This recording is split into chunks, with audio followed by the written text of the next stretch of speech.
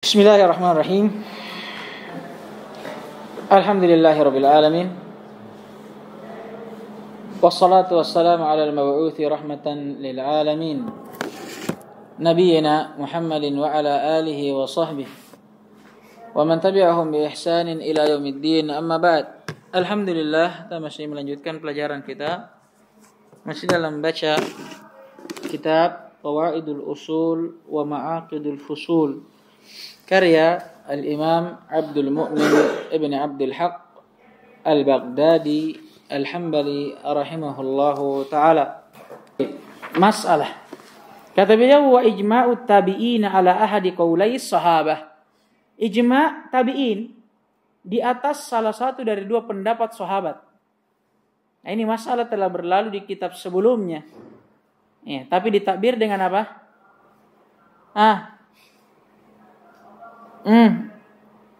Al-ijma' ala al-khilaf as-sabiq. Ya kan? Masalah tentang apakah ijma' berlaku ketika atau pada suatu masalah yang masalah ini sebelumnya diperselisihkan dan tidak ada jalan keluarnya. Ya enggak? Tapi di kitab sebelumnya ini jadikan syarat. Ijma' berlaku tapi dengan syarat dia tidak boleh untuk apa? Diputuskan ketika ada perselisihan sebelumnya. Nah, ini dibahas. Apa sebenarnya hakikat dari masalah itu? Nah, ini nih. Ketika ada seorang tabi'in yang berijma', tapi dia berijma' terhadap suatu perkara, paham ini? Yang dimana perkara ini sebelumnya di zaman para sahabat diperselisihkan dan tidak ditemukan jalan keluarnya. Tidak ada tarjih, tidak ada yang dirajihkan di zaman sebelumnya. Tiba-tiba datang tabi'in, dia ijma'. Paham ini? Di atas perkara tersebut. Hanya saja yang beliau sebutkan di sini, ijma'nya di atas salah satu dari dua pendapat sahabat. Kata Abul Khattab dan Hanafiyah, i'tabarah. Abul Khattab dan Hanafiyah dia menganggapnya. Maksudnya i'tabarahu ijma'an. Dia menganggapnya sebagai ijma'. Adapun Al-Qadi Abu Ya'la Al-Hambali, demikian pula sebagian orang-orang Syafi'iyah, mereka mengatakan laisa bi ijma'. Ini bukan ijma'. Nah, ini masalah yang diperselisihkan oleh para ulama. Ya. Bentuknya ya seperti itu tadi. Ketika para sahabat berselisih dalam sebuah masalah, misalkan di atas dua pendapat. Kemudian datang orang setelahnya dari kalangan para tabi'in, mereka bersepakat di atas perkara yang sebelumnya telah diperselisihkan tersebut. Paham ini? Tapi kesepakatan mereka itu di atas salah satu dari dua pendapat yang telah berlalu sebelumnya. Ya, telah berlalu sebelumnya. Adapun kalau masalah dia buat kesepakatan tapi kesepakatan baru, boleh atau tidak? Tidak boleh, itu menjadi masalah kemarin. Makanya di kitab sebelumnya boleh kalau ijma'nya itu condong kepada salah satu dari dua pendapat yang diperselisihkan sebelumnya. Yang masalah kalau dia keluar dari itu. Sekarang ternyata ijma' tabi'in terhadap suatu masalah yang diperselisihkan, yang dia bangun di atas salah satu pendapat dari yang diperselisihkan sebelumnya, ini juga terdapat khilaf ternyata. Tidak semerta-merta itu boleh. Kan kalau di kitab sebelumnya boleh. Yang jelas dia bangun pendapatnya di atas apa? Salah satu dari pendapat yang telah berselisih sebelumnya. Di sini dirinci lagi. Ternyata pembolehan itu pun diperselisihkan. Sebagian ulama mengatakan itu adalah hujjah. Ya, itu adalah hujjah. Dan hujjah mereka sendiri dalam pendapat mereka ini, mereka mengatakan bahwa karena ijma' itu adalah ijma' dari seorang tabi'i. Dan di mana tabi'i ini telah mendapatkan tazkiyah dari Nabi alaihi salatu wassalam dalam sabdanya, khairun nasi qarni, thumma alladhina yalunahum, thumma alladhina yalunahum. Manusia yang terbaik adalah manusia pada zamanku, yaitu para sahabat. Kemudian setelahnya itu tabi'in. Kemudian setelahnya itu atba' at-tabi'in. Berarti kalau begitu kesepakatan mereka itu sama dengan kesepakatan para sahabat. Kenapa? Karena tazkiyah dari Nabi alaihissalatu wassalam terhadap para tabi'in. Paham ini? Dan Nabi ikutkan mereka kepada para sahabat dalam khairiyah, dalam kebaikan.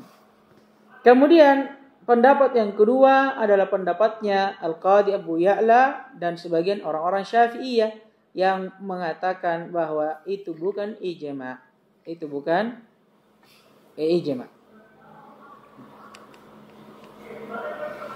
Dan dalil mereka kaidah umum bahwa ijma' tidak syah itu ketika diawali atau didahului oleh khilafun mustakir. Ini. Paham ini? Kan sudah berlalu kaidahnya. Tidak boleh ada ijma' kalau ada khilaf yang telah berlalu. Makanya mereka katakan tidak boleh kalau begitu.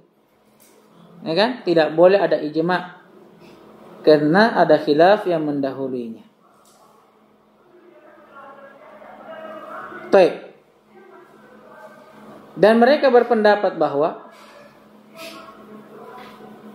kenapa para tabi'in tidak dianggap ijma'nya di atas perkara yang para sahabat perselisihkan, karena mereka mengatakan bahwa ijma' mereka tidak akan mengangkat perselisihan yang sebelumnya.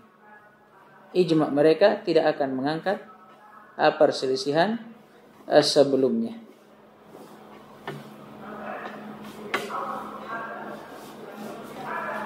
Dan wallahu ta'ala alam,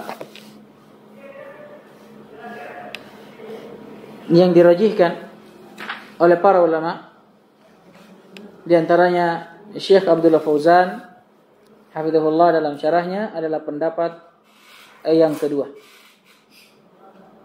Pendapat yang kedua, bahwa ijma' seorang tabi'i di atas suatu perkara yang telah diperselisihkan oleh para sahabat sebelumnya itu tidak syah. Itu tidak syah. Walaupun dia mengambil salah satu pendapat dari para sahabat yang saling berselisih. Kenapa? Ya, karena kan perselisihan sahabat tadi kita hukumi mustakir, tetap, tidak ada jalan keluarnya. Paham ini? Tiba-tiba datang tabi'in, dia berikan jalan keluar. Paham ini? Nah sekarang, jalan keluar yang dibuat oleh tabi'in ini, maksudnya yang disimpulkan oleh tabi'in, ini tidak mengangkat perselisihan sebelumnya. Paham tadi ini? Kenapa? Ya karena itu tadi, perselisihannya tetap.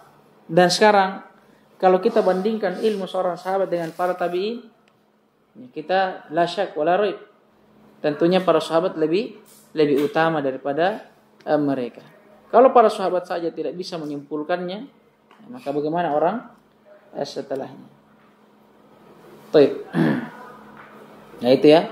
Walaupun ini pendapat dan sebagian yang lainnya ada berpendapat bahwa itu hujjah, dan itulah yang kita jelaskan di kitab sebelumnya.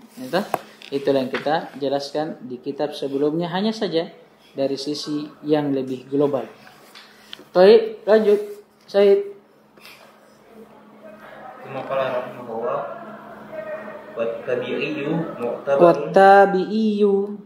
Wattabi'iyyu mu'tabarun fi asri sahabati indal jumhuri khilafan lil qadi wa ba'd asy-syafi'iyyah. وقد أومى أحمد إلى القولين. طيب. ثم قال رحمه الله, ini masalah baru, wattabi'i, dan seorang tabi'i mu'tabarun fi asri sahabah, dia dianggap di zaman para sahabat indal jumhur, di sisi para ulama, khilafan lil qadi wa ba'd asy-syafi'iyyah, berbeda dengan al-qadi Abu Ya'la dan sebagian orang-orang Syafi'iyah. Waqad auma Ahmadu ila al-qaulain, dan Imam Ahmad telah condong kepada kedua pendapat tersebut. Taib. Auma di sini bisa juga diartikan isyarat ya, seperti kemarin. Bisa juga mengisyaratkan kepada kedua pendapat tersebut. Nah, ini masalah sebenarnya. Ketika ada ijma di zaman para sahabat, ya kan? Ada ijma di zaman para sahabat sepeninggal Nabi tentunya, ya kan? Sepeninggal Nabi alaihissalam. Kan ijma di zaman para sahabat itu dikeluarkan di zaman Nabi masih hidup. Adapun di zaman Nabi telah meninggal kemudian terjadi suatu perkara, itu tetap dinamakan ijma. Yang masalah kalau Nabi masih hidup karena masih bisa terhitung sebagai sunnah takririyah. Nah, sekarang masalahnya ketika di zaman para sahabat ada seorang tabi'in, berarti ini di zaman para sahabat di akhir-akhirnya, awakhir sahabat. Sepeninggal Nabi tersisa sedikit dari para sahabat, sudah banyak bertebaran kibarut tabi'in. Nah, sekarang jadi masalah ketika di zaman tersebut terjadi ijma. Dan di antara yang berijma sahabat dan salah seorang dari tabi'in. Paham ini? Sekarang apa kedudukan ijma ini?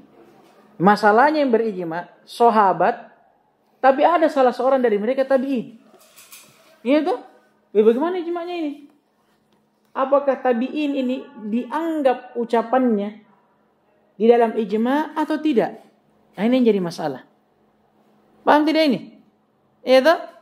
Kan tadi apa? Ijma' itu adalah ittifaku ulama'il asr. Masalahnya ini di asr sahabat ijma', tapi salah satu dari yang berijma' tabi'in. Paham ini? Bagaimana hukum ijma'nya ini atau ucapan seorang tabi'in dalam ijma' ini? Pendapat yang pertama bahwa tabi'in ini dianggap. Bahwa tabi'in ini dianggap. Hanya saja perlu ditaklik di situ. Bahwa tabi'in dia dianggap ucapannya itu idza balagha rutbatal ijtihad. Kalau memang seorang tabi'in ini sudah sampai ke dalam tingkat ijtihad. Dan ini pendapat mayoritas ulama.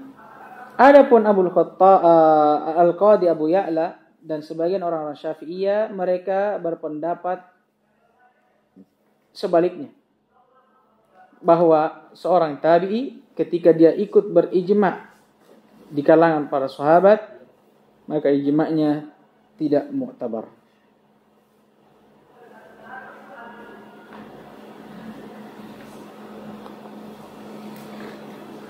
Tidak mu'tabar.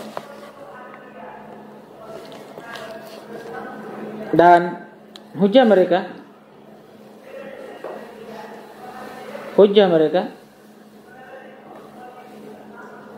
mengatakan, lihat, sahabat mereka adalah orang-orang yang menyaksikan turunnya Al-Quran.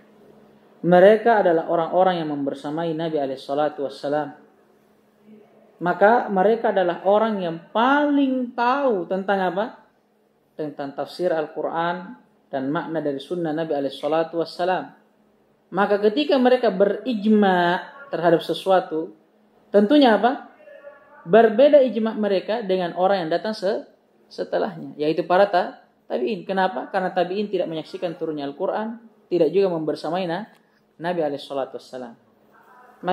Maka derajatnya berbeda. Bahkan disebutkan oleh Syekh Abdullah Fauzan dalam menghikayatkan hujjah mereka menganggap bahwa tabi'in ketika kita bandingkan dengan para sahabat, ini seperti apa? Orang awam dengan orang yang berilmu. Nah, ini menurut mereka. Walaupun takbirnya di sini agak sedikit kasar ya. Agak sedikit kasar. Ala kulli hal, mereka berpendapat akan tidak mu'tabarnya seorang tabi'i ketika ikut berijma' di kalangan para sahabat, itu karena apa? Derajat mereka yang tidak sama. Dan yang rajih wallahu taala alam bahwa ucapan seorang tabi itu mu'tabar.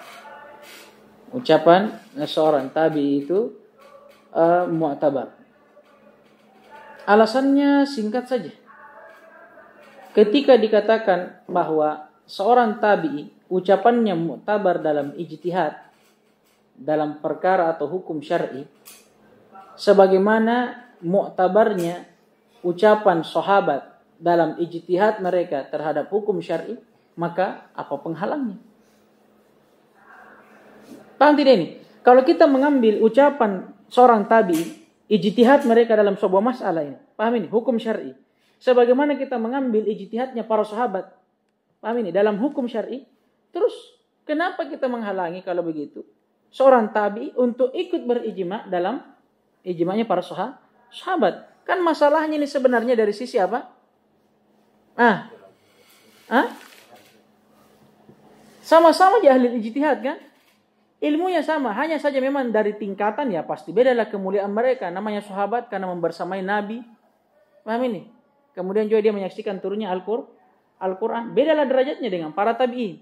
Tapi kan maksudnya kita menerima juga ucapan dari seorang tabi'i, ijtihad mereka dalam suatu hukum syar'i. Sebagaimana kita terima ijtihadnya sahabat, maka apa yang menghalangi seorang tabi'i untuk dianggap ucapannya dalam ijma'nya para sahabat? Padahal kalau ijtihad, dia ijtihad sendiri nih. Dalam hukum syar'i kita ambil. Iya enggak? Selama itu sahih dan dalilnya kuat. Iya enggak? Sekarang sebagaimana kita ambil ijtihadnya sahabat. Sekarang terus kalau dia ijma', kenapa kita tolak? Enak tuh? Nah, ini tidak adil. Enak tuh? Baik, ini tidak adil.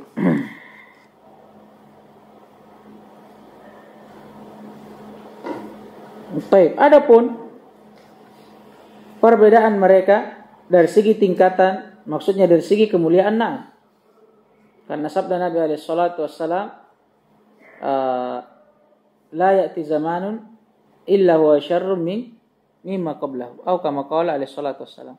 Tidak datang suatu zaman kecuali pasti zaman itu lebih buruk dari zaman sebelumnya. Hanya saja untuk para tabi'in, Nabi tazkiyah mereka dalam hadits yang lainnya. Paham ini? Apa kata Nabi? Khairun nasi qarni, thumma alladhina yalunahum, thumma alladhina yalunahum. Orang terbaik dari umatku adalah para sahabatku, kemudian yang datang setelahnya itu para tabi'in, dan setelahnya lagi yaitu atba' tabi'in. Maksudnya bersamaan dengan berbedanya mereka dari tingkatan dari para sahabat secara tingkatan, dari satu sisi mereka sama-sama dalam khairiyah dengan para sahabat. Apalagi ketika kita berbicara soal ilmu yang dibawakan, jangankan para tabi'in, orang yang datang setelahnya, selama ilmu yang dia bawakan adalah ilmu yang benar, terima atau tidak? Terima. Iya enggak? Baik. Dan kata beliau, waqad awma'a Ahmadu ila al-qaulain. Imam Ahmad telah mengisyaratkan dan condong kepada dua pendapat. Berarti Imam Ahmad punya dua riwayat. Lanjut. Wala yan'aqidu biqauli al-aktsarina khilafan li Ibnu Jarir wa awma'a ilaihi Ahmad. Baik. Ini masalah berikutnya. Kata beliau wala yan'aqidu ayil ijma'u biqaulil aktsarin. Dan namanya ijma' itu tidak dianggap hanya dengan ucapan kebanyakan. Sekarang ini tentang dhabit ijma'. Kapan sebuah ijma' itu dianggap ijma'? Apakah cukup dengan ucapan kebanyakan? Maksudnya kebanyakan di sini kebanyakan ulama tentunya. Ya kan? Karena jangan sampai antum bilang kebanyakan manusia. Ya, karena kalau kita mau hitung mungkin jumlah ulama di dunia ini lebih sedikit daripada yang awamnya. Maksudnya aksarin ini aksar mujtahidin, aksarul ulama. Nah, kata beliau, ijma' itu tidak dianggap hanya dengan ucapan kebanyakan. Paham ini? Kenapa? Karena sudah lewat. Ini kan sudah lewat. Apa definisi ijma'?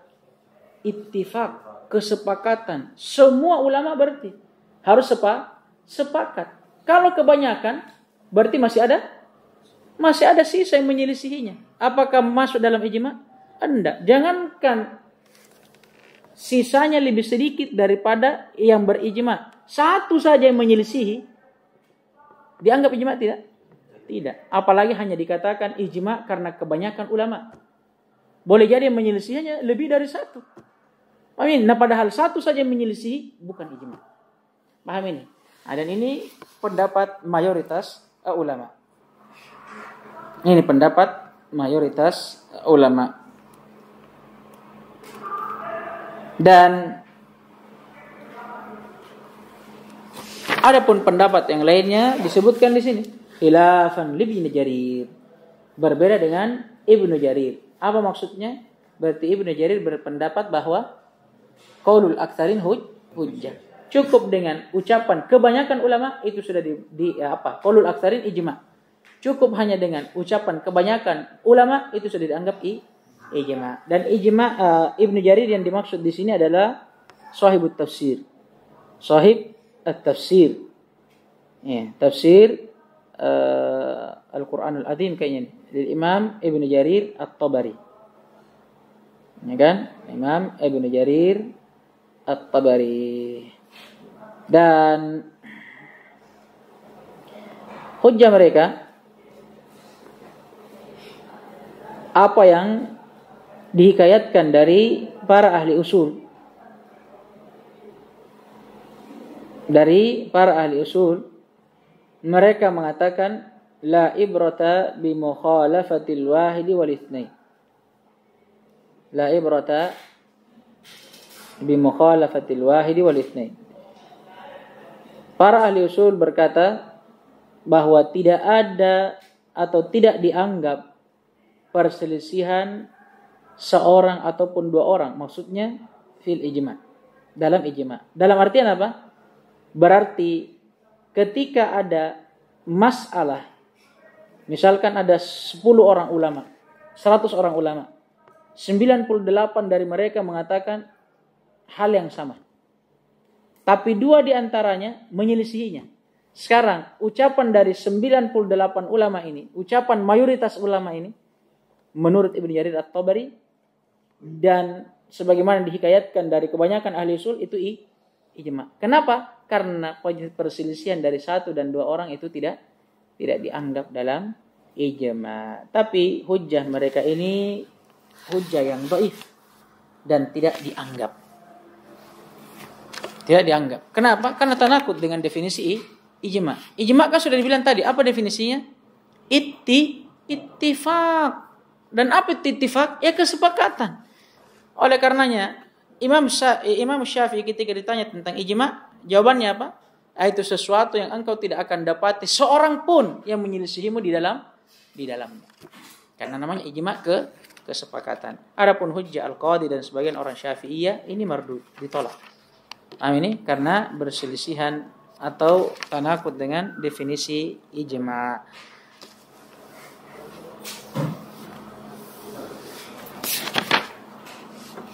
Baik, kita cukupkan dulu. Naktafi bihadzal qadar. Subhanakallahumma wa bihamdik asyhadu an la ilaha illa anta astaghfiruka wa atubu ilaik. Waffaqallahu jami'an lima yuhibbu wa yarda wa yutimmu al-'afiyata was-salama. Innahu waliyyu dzalika wal qadiru 'alaihi.